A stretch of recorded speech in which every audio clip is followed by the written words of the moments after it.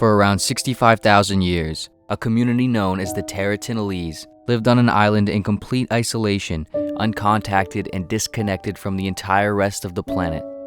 Their early ancestors had become stuck on the island after the land they were settled on separated and moved further and further away from its parent landmass. Over time, the island would drift sufficiently far enough away that nothing could be seen from it other than the vast ocean and a few other small island rock formations. After thousands of years on their own, the island community had been able to develop crude language, build small, fragile shelters, and construct simple tools. But because of their isolated nature, limited resources, and evolutionary conditions, they remained mostly primitive and unintelligent, evolving at an extremely slow rate. They had no idea where they were or how they got there. They knew nothing other than the island and the dome of the horizon they believed they were stuck inside. The community was first discovered around 4,500 years ago when a ship undertaking a transoceanic journey happened across it. Around this time, neighboring land masses were being connected and colonized. For the first time, modern towns, cities, countries, and continents were forming and coming together. The island was relatively small and appeared useless to those who first discovered it, and thus it was initially passed by and left alone. Over the next 1,000 years or so, the island would be discovered several more times and would eventually become part of the territory of the neighboring continent, Leontowicz. The associated government believed it to be advantageous to try and officially colonize the island and attempt to form mutual relations with the natives. However, because they were still much earlier on in their development, like most civilizations in their early stages, the islanders were irrational, violent, and defensive. They frequently fought and killed each other over food, territory, mating partners, power, beliefs, and whatever else they could use as an excuse. And now, because of their particularly rash nature, colonizers were met with senseless violence and aggression with no opportunity to properly reason or communicate with them. The colonizers decided it was best to leave them alone and not reciprocate, knowing how easily they could wipe the entire island from existence. Over the following number of years, reattempts to form relations with the islanders would occur several times. Each time, however, colonizers were again met with violence and an inability to communicate. To the inhabitants of the island, the colonizers were like aliens who showed up out of the walls of the horizon on massive, incomprehensible ships. The islanders had no words nor concepts to grasp what was happening, and so, they reacted against it on primal impulse. The discrepancy between the two realities could simply not be reconciled at the time. Ultimately, the island was small with nothing particularly desirable, and interactions had caused all parties nothing but harm. And so, the island would earn the reputation as one of the most dangerous places on the planet, not because of its advanced weaponry, but because of the mere temperament and low intelligence of the population that lived on it. Mutual relations were, at least at the time, considered impossible and futile. Because the island technically fell under the jurisdiction of Leontowicz, the associated government made the determination that it would be best to leave the island alone. An ordinance was established and the community on the island was given privacy and protective rights. Any further unpermitted contact, observation, and visitation would now become prohibited. Without realizing it, individuals on the island during the time of first contact were effectively closing themselves off and changing the entire course of their potential civilization, completely unaware that they were causing anything at all, let alone something so significant. And now, unbeknownst to them, they were technically a part of a colony and an intercontinental government order, restricted from any further outside contact indefinitely. They would soon become one of the last unintegrated civilizations. The island slowly but surely became forgotten by the rest of the planet. Like lost, unwanted children, they were to fend for themselves and find their own way.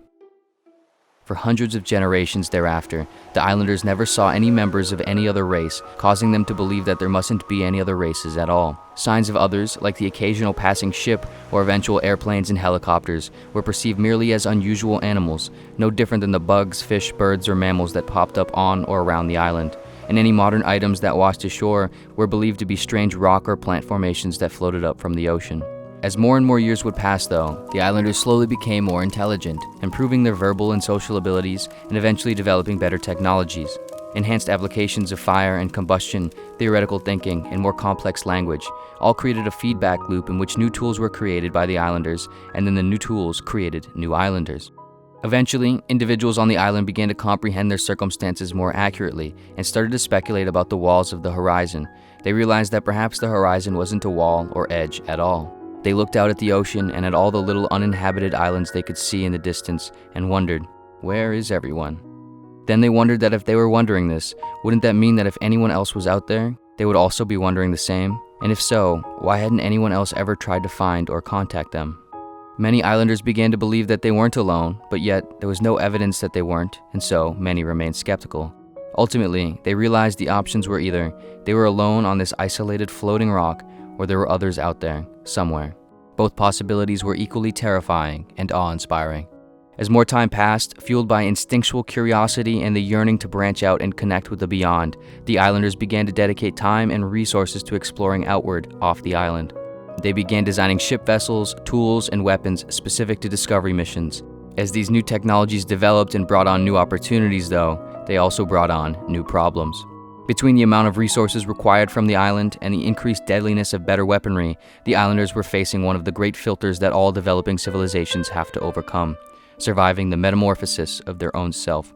Without being aware of it, they were essentially in a race against themselves, either going to build the necessary technologies to get everyone beyond the island, or destroy the island and kill themselves in the process.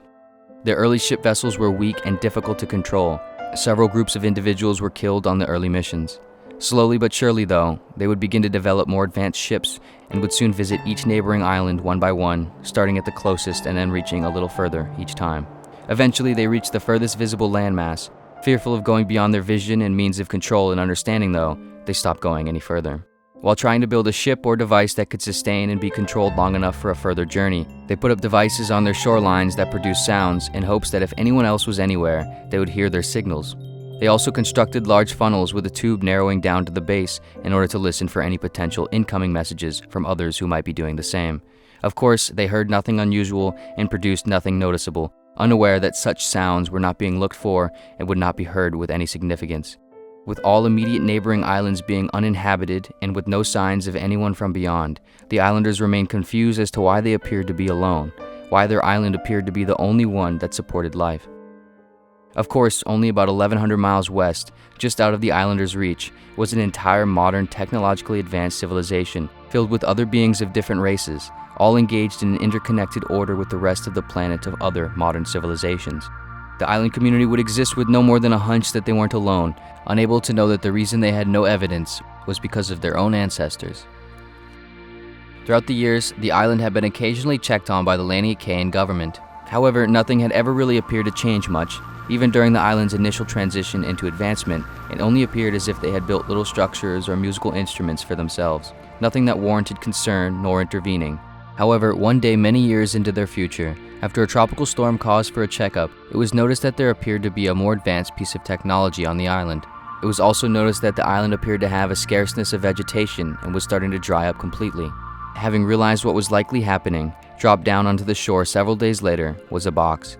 Inside was a white flag, a set of instructions, and a letter written in every known language, which translated loosely into the following: Dear friends, we hope this reaches you well. Please consider it a peaceful introduction. We have known about you for quite some time now. In fact, we have met many of your ancestors in the past. We predict you have come a long way since then. We believe you might be ready to meet us again. We are not that dissimilar. Our pasts were once the same, but somewhere along the lines we became disconnected. We think you might be interested and ready to reconnect. We believe you might need to soon. By the looks of it, you may not survive much longer on your own.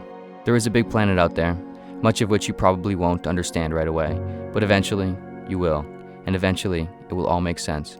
You will discover and experience things that you could never even imagine right now. You will join us as we all survive and forge onward together. If you wish to remain alone, that is your right, but we have all gone through the same things in some form or another, and we're always much better off together than we are alone. We hope you're old enough to realize this now. If and when you are ready, the rest of us are ready for you. Best wishes, signed, the rest of us.